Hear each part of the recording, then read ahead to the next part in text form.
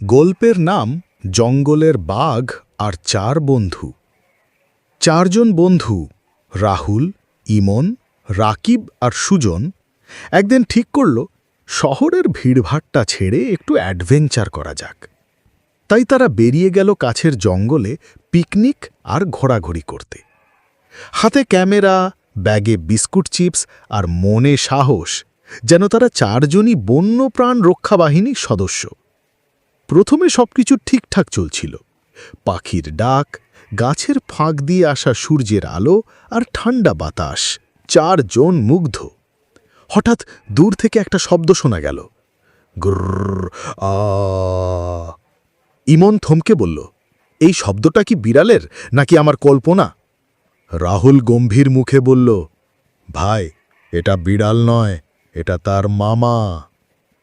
এক পলকেই দেখা গেল গাছের আড়াল থেকে এক বিশাল বাঘ এগিয়ে আসছে। চোখ জ্বলজ্বল করছে, যেন বলছে, আজ তোমরাই লাঞ্চ মেনুতে আছো।